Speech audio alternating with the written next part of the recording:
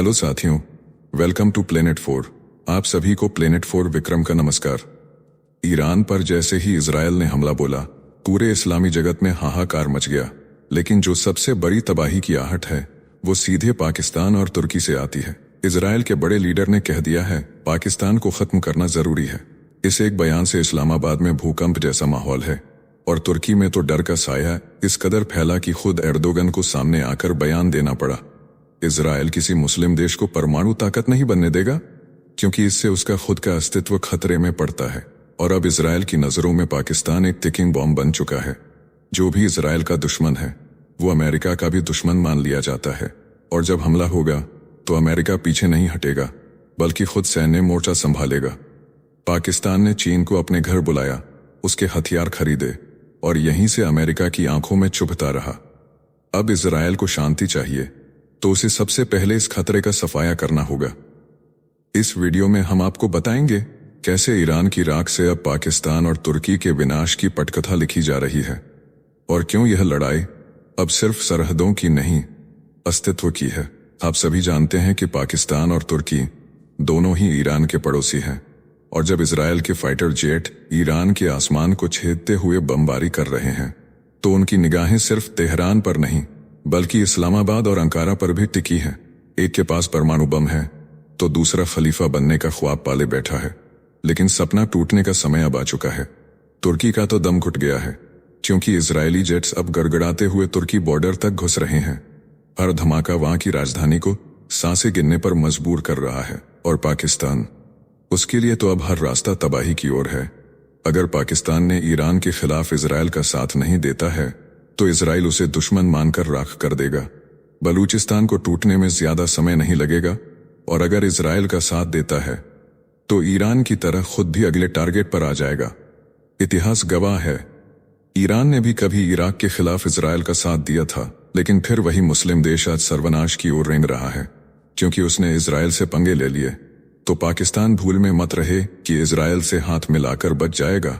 Israel का fighter jet जब लौटेगा तो उसकी मिसाइलें सीधे पाकिस्तान के परमाणु ठिकानों पर बरसेंगी, क्योंकि इजराइल को किसी भी मुस्लिम देश के पास परमाणु बम का अस्तित्व मंजूर नहीं, चाहे वो ईरान हो, तुर्की हो या पाकिस्तान। दरअसल तेल अवीव से एक बयान उठा और इस्लामाबाद की सियासत में भूचाल आ गया। इजराइल के पूर्व डिप्टी रक्षा मंत्री मेर मसरी ने सीधे पाकिस्तान को टारगेट कर लिया है। मसरी ने सोशल मीडिया प्लेटफॉर्म एक्स पर चेतावनी देते हुए लिखा, जैसे ईरान के परमाणु प्लांट को खाक में मिलाया, अब अगली बारी पाकिस्तान की है। उनका साफ कहना है ईरान तक पहुंच गए हैं, पाकिस्तान ज्यादा दूर नहीं है।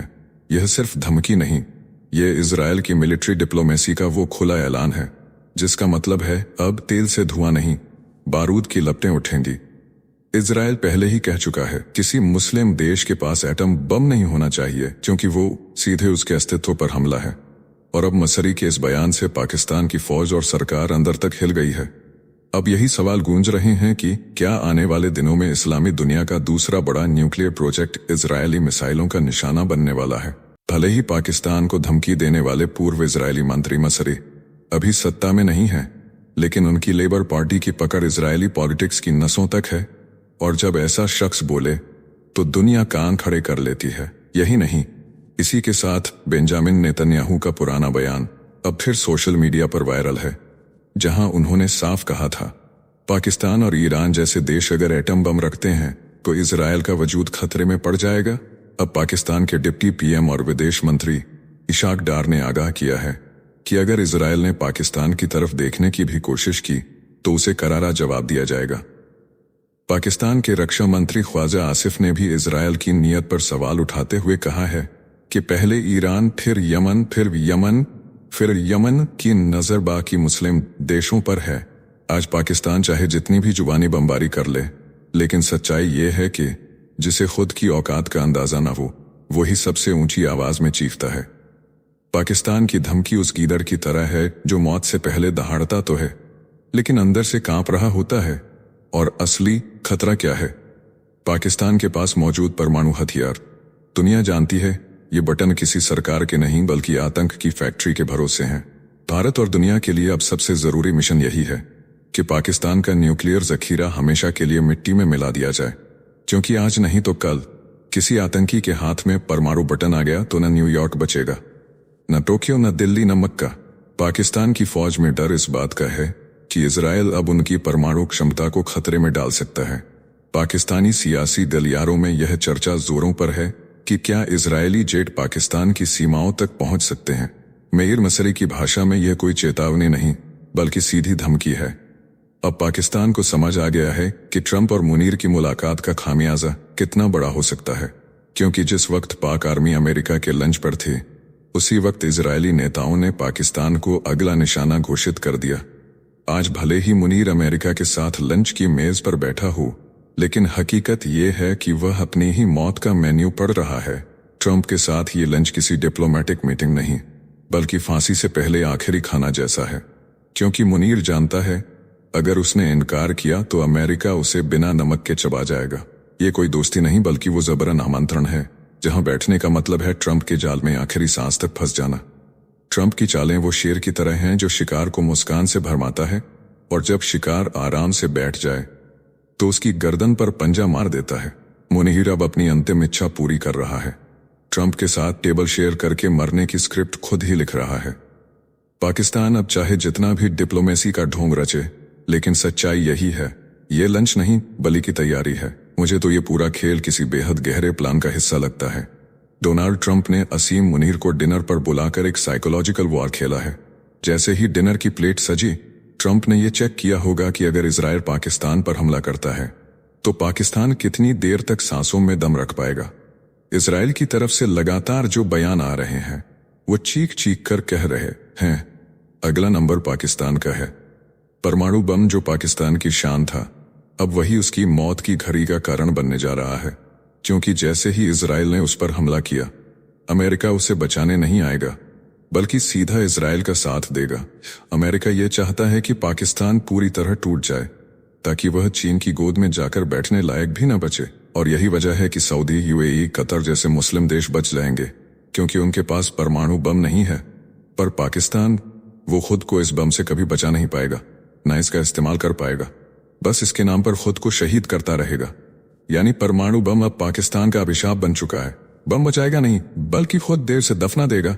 इसी बीच ईरान ने जंग के मैदान में अब वो चेतावनी दे दी है जो किसी भी देश की रूह कंपा सकती है।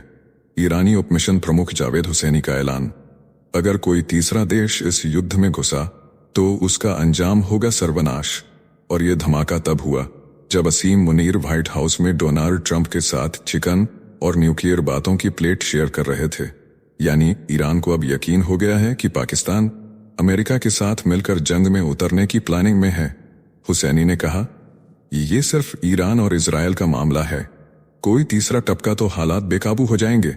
और सबसे खौफनाक बात उन्होंने कही, ईरान ने अपने पास कुछ गुप्त शक्तियों को रखा है जिन्हें अब तक दुनिया से छुपा कर रखा गया था।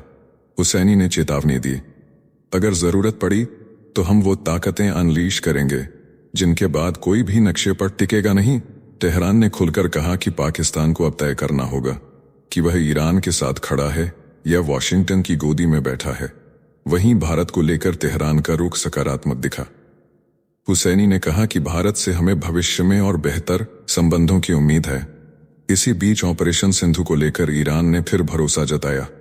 भारतीय छात्रों की सुरक्षित निकासी में ईरान सहयोग कर रहा है। हालांकि पाकिस्तान के फील्ड मार्शल आसिम मुनीर ने अमेरिका के पूर्व राष्ट्रपति डोनाल्ड ट्रंप को खुली चेतावनी दे दी है। व्हाइट हाउस में हुई लंच मीटिंग के दौरान मुनीर ने ट्रंप को साफ कहा कि अगर ईरान की सत्ता को गिराने की कोशिश की गई तो पूरे इलाके में जिहादी संगठनों की सुनामी आ जाएगी। मुनीर का इशारा था ईरान और पाकिस्तान की साझा सरहद की तरफ, जो करीब 900 किलोमीटर लंबी है और बलूच बहुल इलाका है। इस इलाके में अलगाववादी और जिहादी संगठन दोनों तरफ सक्रिय हैं। अगर तेहरान की सत्ता कमजोर हुई तो ये संगठन पूरे क्षेत्र को तबाही की ओर ले जा सकते हैं। पाकिस्तान चाहता है कि अमेरिका उसे भारत, चीन और अफगानिस्तान के नजरिए से देखना बंद करे और सीधे रिश्तों की इमारत खड़ी की जाए। लेकिन दिक्कत यह है कि पाकिस्तान चीन के साथ मिलकर अरब सागर से अरबों डॉलर का सीपेक चला रहा है। हथियारों का 80% हिस्सा चीन से आता है और दूसरी ओर अमेरिका बार बार मांग करता है कि पाकिस्तान ईरान से दूरी बनाए और चीन पर लगाम लगाए। ट्रंप से मिलने से पहले मुनीर ईरान भी गए थे। और वहां के सैन्य प्रमुख मेजर जनरल बाघेरी से मिले थे, जिन्हें 13 जून को इजरायली हमले में मार दिया गया। उसी दिन पाकिस्तान ने ईरान की संप्रभुता पर हुए हमले को खुली उकसाव मानते हुए इजरायल की निंदा की। पाकिस्तान के लिए मुसीबत यह है कि उसकी आबादी में 15 से 20% शिया हैं, जो खामेनेई को अपना धार्मिक गुरु मानते हैं। यानी ईरान के खिलाफ अगर पाकिस्तान एक शब्द भी बोलेगा तो उसके अंदर सांप्रदायिक विस्फोट तय है। यही कारण है कि पाकिस्तान खुले में अमेरिका का समर्थन नहीं कर सकता और अंदर से ईरान की सत्ता बचाने की कोशिश कर रहा है। ईरान पर इजरायल के हमले ने अब एक और मुस्लिम ताकत को झकझोर दिया है, तुर्की। अंकारा की फिजाओं में अब सिर्फ राजनीति नहीं, जंग का डर और अनातोलिया की तबाही की आहट गूंज रही है। अनातोलिया वही जमीन है जो तुर्की के एशियाई हिस्से को कहा जाता है, यानी तुर्की का लगभग पूरा एशियाई भाग अनातोलिया कहलाता है। तुर्की का बाकी भाग यूरोप का हिस्सा है। तुर्की के अंदरूनी हलकों में खौफ, नेशनलिस्ट मूवमेंट पार्टी के नेता और एर्दोआन के सबसे खास आदमी देवलेट बाहचेली ने कहा है, इजरायल का अगला टारगेट है अनातोलिया। यानी इजरायल अब तुर्क जमीन को घेरने और बर्बाद करने की तैयारी में है। क्यों मचा है इतना बवाल? क्योंकि इजरायल ने सीरिया, ईरान, गाजा और यमन जैसे इलाकों में खुलकर दखल दी है और ये दखल तुर्की की सीमाओं के बहुत पास तक पहुंच चुका है। तुर्की को डर है कि अब पश्चिमी देश तुर्क राष्ट्रवाद को कुचलने की एक सुनियोजित साजिश में लग चुके हैं, जिसका अगला अध्याय होगा अंकारा की अस्थिरता और अनातोलिया की घेरेबंदी। तुर्की के टॉप सुरक्षा विशेषज्ञ नाइम बाबुरोग्लू ने खुलासा किया है कि यह सब कुछ 2001 से शुरू हुआ था, जब अमेरिका और इजरायल ने मिलकर एक गुप्त प्रोजेक्ट रचा। पहले ईरान को कमजोर करना और फिर तुर्की को तोड़ना। उन्होंने साफ कहा, इस बार हमला मिसाइलों से नहीं होगा, बल्कि तुर्की में जातीय विद्वेष फैलाकर, राजनीतिक अस्थिरता और माइग्रेशन की सुनामी लाकर पूरे मुल्क को हिला दिया जाएगा। तुर्की के पूर्व नेवी एडमिरल जिहाद याजी ने एक और विस्फोटक दावा किया, इजरायल और अमेरिका ग्रेटर कुर्दिस्तान के नाम पर तुर्की के कुर्द इलाकों को भड़काने में जुटे हैं। यानी एक बार फिर बंटवारे की साजिश।